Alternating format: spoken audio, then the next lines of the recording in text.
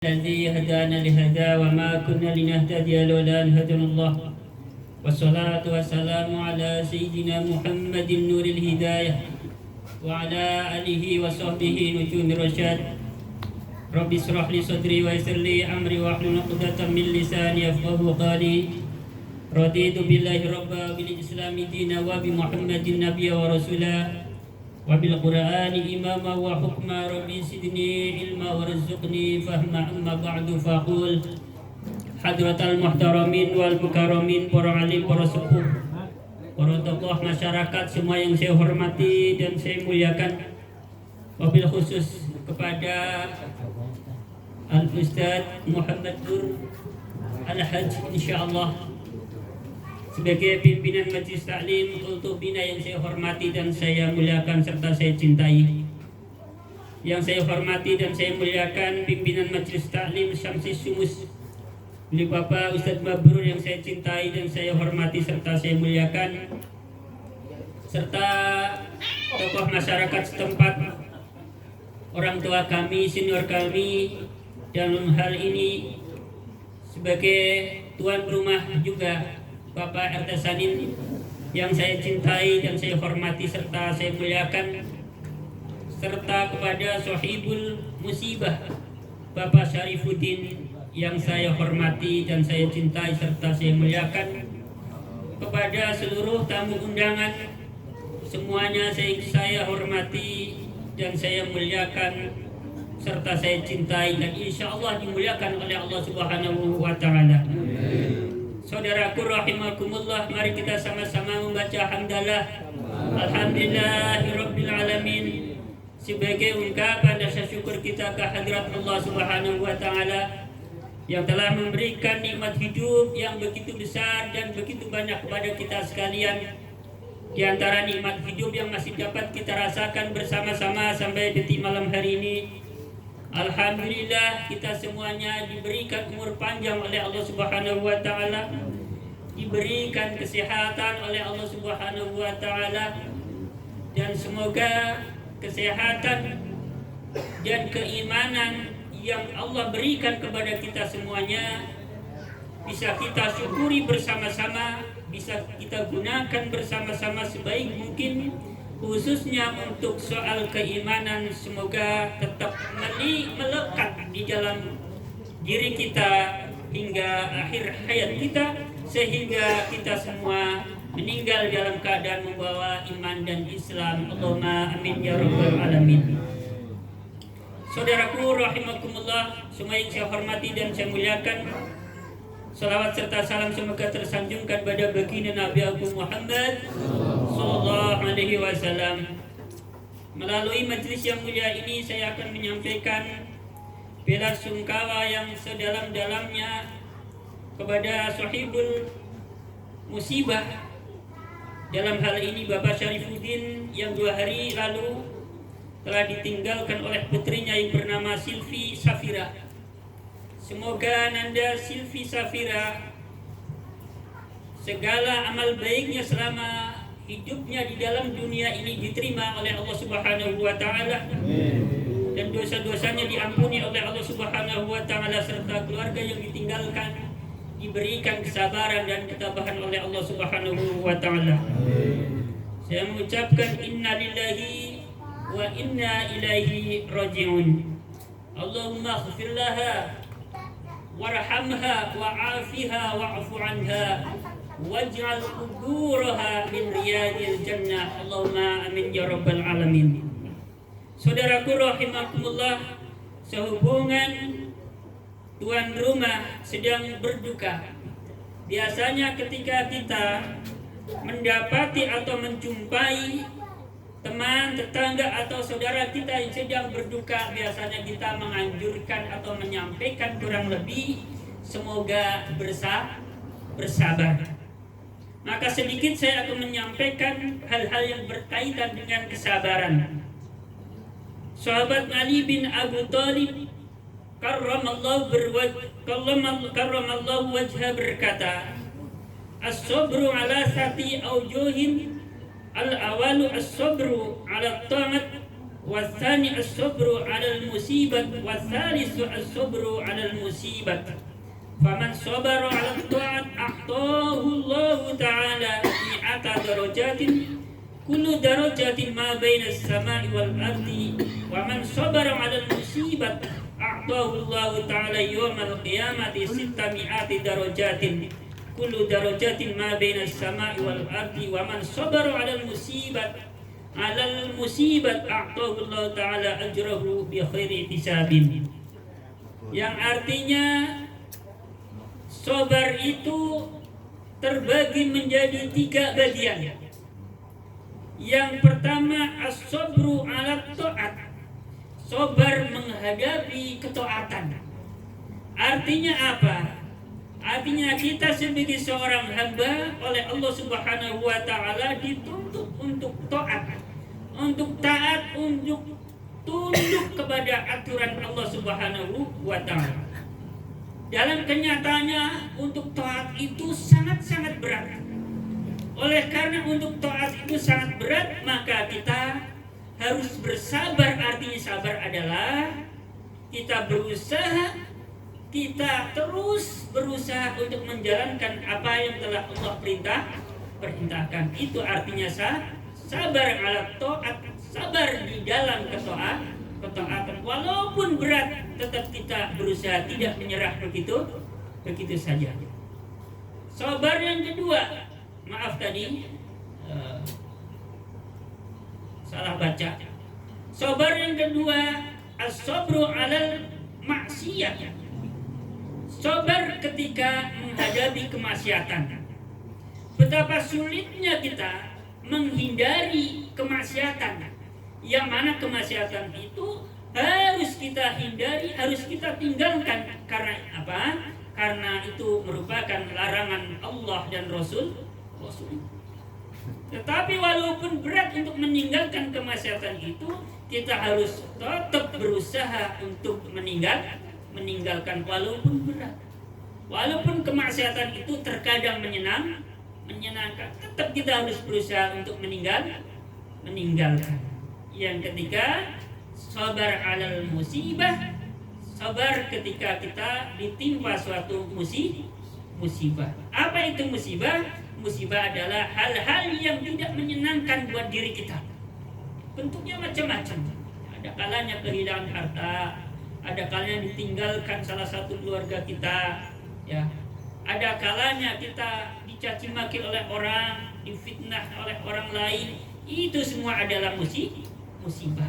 Ada kalanya jasad kita atau badan kita terluka, sakit, karena apalah, itu semua adalah musibah yang kita harus bersabar. Artinya sabar, berusaha semaksimal mungkin untuk tidak berontak terhadap apa yang telah menjadi ketetapan Allah dan Rasulnya. Saudaraku rahimakumullah, semua yang saya hormati dan saya muliakan, berkaitan di dalam pertemuan kali ini, kita semua dimohon oleh tuan rumah untuk mendoakan Nanda Silvi Safira yang telah dipanggil oleh Allah Subhanahu wa taala 2 hari yang lalu. Itu artinya ada kaitannya dengan kematian. Maka pada pertemuan kali ini saya akan menyampaikan hal-hal yang berkaitan dengan masalah kematian. Saya sengaja menyampaikan ini untuk mengingatkan diri saya pribadi supaya lebih taat lagi kepada Allah dan Rasulnya, supaya lebih berhati-hati lagi dalam hidup ini, supaya lebih banyak lagi di dalam mencari bekal untuk menghadapi kematian. Sebab kullu nafsin dha'iqatul maut, setiap tiap yang bernyawa, yang ada nafasnya akan merasakan yang namanya kematian. Oleh sebab itu saya bermaksud mengingatkan diri saya pribadi dan semoga menjadi pengingat juga untuk rekan-rekan semuanya yang hadir di majelis ini. Saudaraku rahimakumullah, saya langsung membacakan kitabnya di dalam kitab Taqwaul Akhbar, bab yang ke-7. Saya bacakan langsung. Al-babu as-sabimu fi dzikri jawabil a'dha'i. Di dalam bab yang ke-7 ini penyusun kitab akan menjelaskan tentang jawaban beberapa anggota tubuh. Jadi anggota tubuh kita ini ketika hendak dicabut nyawanya oleh malakul maut, yakni malaikat Izrail, maka setiap anggota tubuh kita akan berargumen, ya, akan menyampaikan apa hal-hal yang bisa mencegah, menunda malakul maut itu mencabut roh kita. Disebutkan di dalam sebuah hadis, wa fil khabari idza aradallahu ta'ala qabda ruhil 'abdi yaji'u malakul maut min kibaril fammi, yang artinya ketika Allah punya kehendak untuk mencabut roh seorang hamba, maka malakul maut mendekat dari sisi mulut. Jadi dari sisi mulut nih, kalau orang meninggal yang didekati oleh malaikat Izrail dari sisi mulut. Untuk apa malakul maut mendekat orang yang mau dicabut rohnya dari sisi mulut? Liyaqbida ruhahu minhu. Malakul maut bermaksud akan mencabut rohnya dari sisi mulut, artinya lewat mulut. Jadi ada kalanya orang meninggal itu rohnya keluarnya dari mulut. Itu yang pertama. Fayahruju az-zikru an fammi, lalu zikiran yang biasa diucapkan melalui lisan seorang hamba keluar. Zikiran yang biasa kita baca saat malakul maut mendekati mulut seorang hamba, zikirannya keluar. Setelah keluar, dia bilang apa zikiran itu? La sabila lak min hadhil jihati fatalama ajra lisanahu fi dzikri rabbi. Tidak ada jalan untukmu dari sisi ini. Kata zikiran, gak bisa kamu mencabut roh hamba ini dari sisi aku, lewat mulut, gak bisa. Enak aja. Ini lisan selalu digunakan untuk berzikir mengingat Tuhannya. Kata zikiran.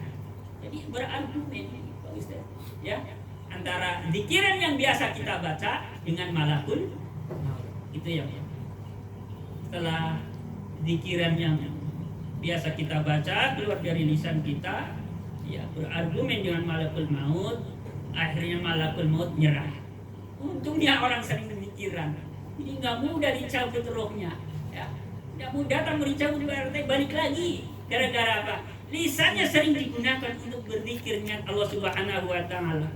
Tapi jangan salah, memang malakul maut balik, tapi nanti datang lagi. Ya, datang lagi. Ya. Bismillahirrahmanirrahim. Bismillahirrahmanirrahim. Fayarjimu malakul maut ila Allah Ta'ala fayaqulu ya Rabbi abduka qala kadza wa kadza. Malakul maut kembali menghadap Allah Ta'ala seraya berkata, wahai Tuhanku, hambamu tadi bilang begini.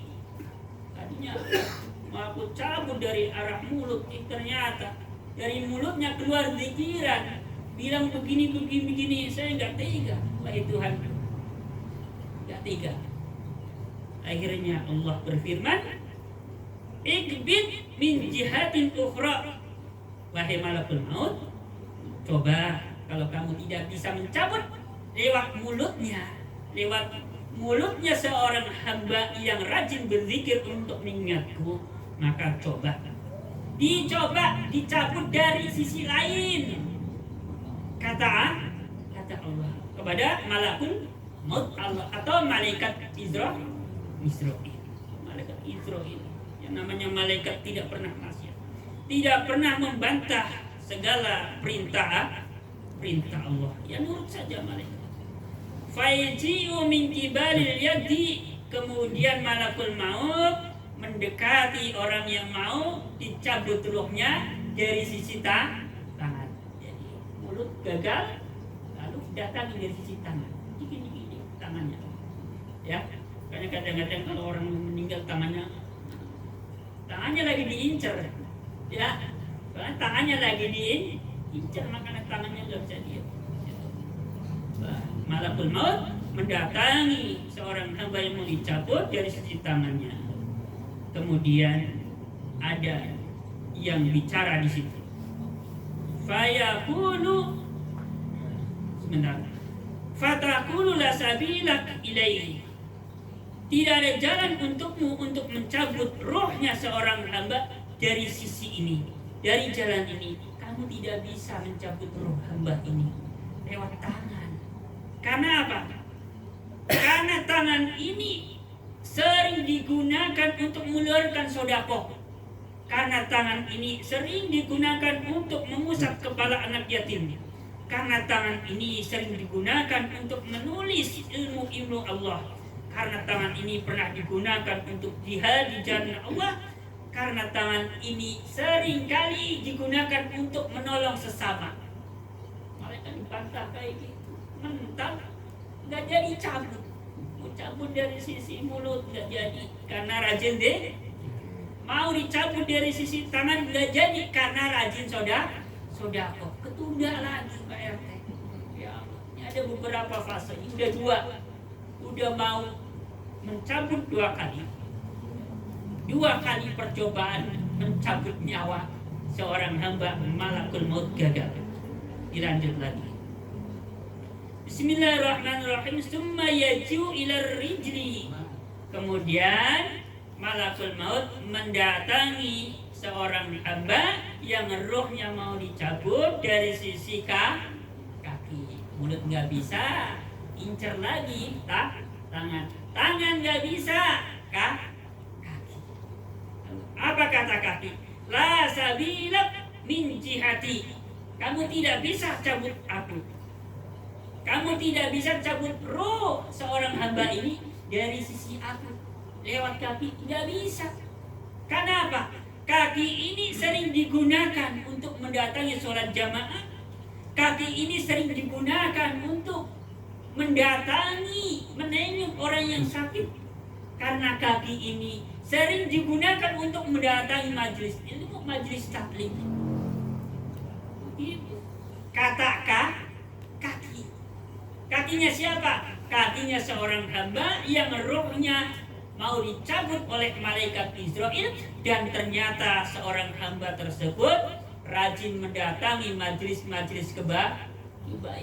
Ketunda lagi, udah 3 kali malaikat gagal. Baru dengar kan? Malakul maut mencabut ruh gagal sampai 3 kali. Lanjut, nggak menyerah PRT, namanya malaikat nggak nyerah, ya nggak gampang nyerah. Datang lagi. Kemudian mendatangi dari sisi telinga. Datang dari sisi telinga. Mau dicabut ruh lewat telinga. Telinga bilang begini, jangan kamu cabut ruh hamba ini karena melalui telinga. Kata telinga, melalui aku. Hamba ini mendengarkan Al-Quran dibaca. Hamba ini mendengarkan hadis-hadis Nabi dibacakan. Hamba ini mendengarkan zikiran-zikiran dibacakan. Tasbih-tasbih dibacakan. Salawat Nabi dibacakan. Hamba ini mendengarkan semua itu melalui aku, melalui telinga. Enak aja kamu mau cabut roh ini lewat aku, lewat telinga. Gak bisa. Udah 4 kali. Lewat mulut gak bisa, lewat tangan gak bisa, lewat kaki gak bisa, lewat telinga. Yang terima lewat apa lagi dia? Malaikat gak nyerah. Yang 5 kali malakul maut mendatangi seorang hamba yang hendak dicabut rohnya dari sisi kedua matanya yang diinjak. Lalu kedua matanya bilang begitu. La sabila min jihati. Tidak bisa kamu mencabut roh hamba ini melalui aku. Tidak bisa. Kenapa nggak bisa? Di sini dijelaskan. Karena lewat kami ini 2 mata, berarti kan kami. Karena lewat kami ini seorang hamba ini melihat mushaf. baca surat Yasin, baca Al-Quran 30 juz, ya kadang sekedar surat Al-Kahfi, kadang sekedar surat Waqiah, kadang sekedar surat Ar-Rahman. Intinya melihat mushaf untuk membacanya.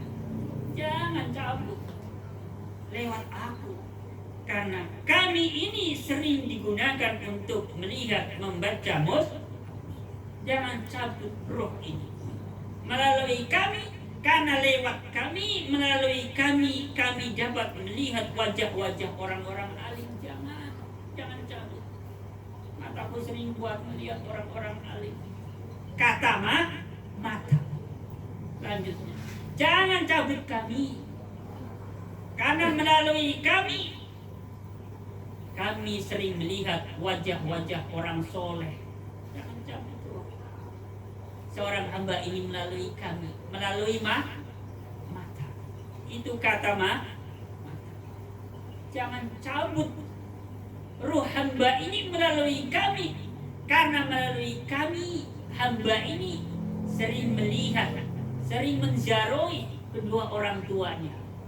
Jadi dengan berkahnya mengunjungi kedua orang tua, dengan berkahnya mengunjungi orang-orang soleh, dengan berkahnya mengunjungi orang-orang alim, dan berkahnya sering membaca Al-Quran walaupun hanya satu surat yang hafal, yang sering dibaca surat Yasin misalkan buat langganan ya.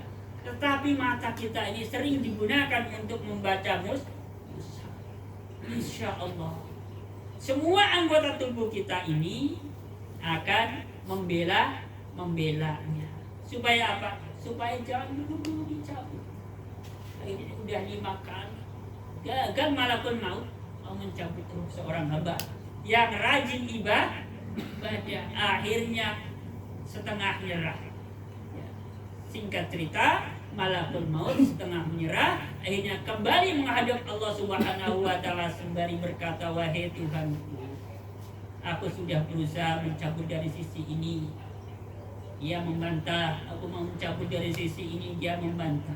Bagaimana?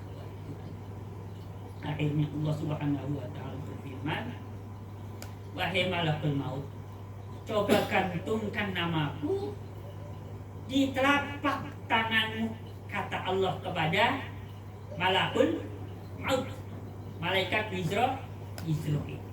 Supaya apa? Supaya hambaku itu bisa melihatnya dan dia mengenali aku, kata Allah.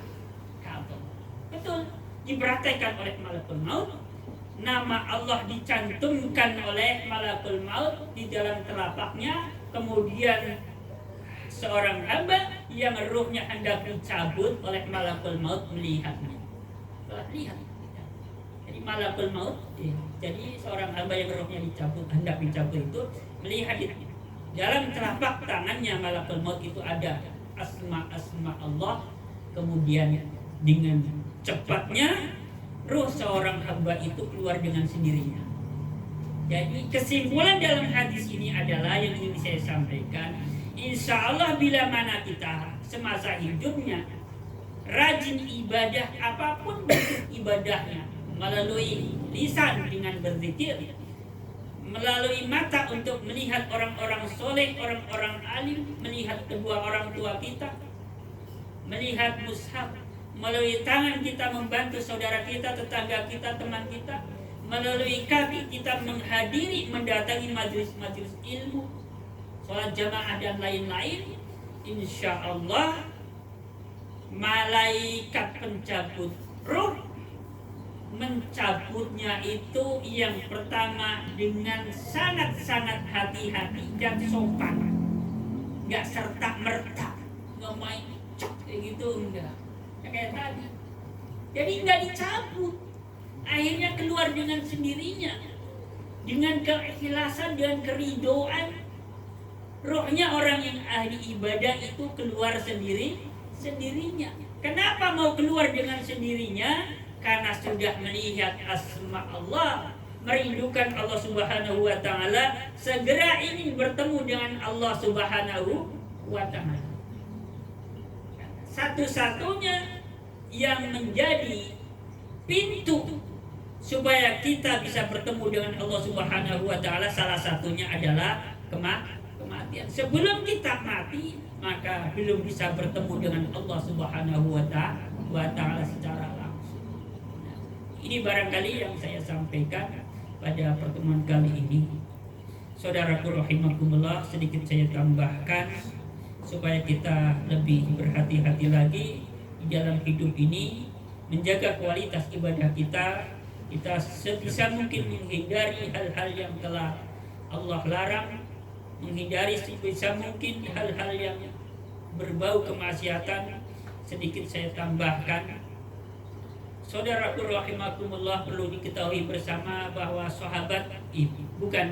bahwa Imam Hanafi berkata, kebanyakan keimanan seorang hamba itu lepasnya, pisahnya, keluarnya adalah saat dicabutnya nyawa seseorang.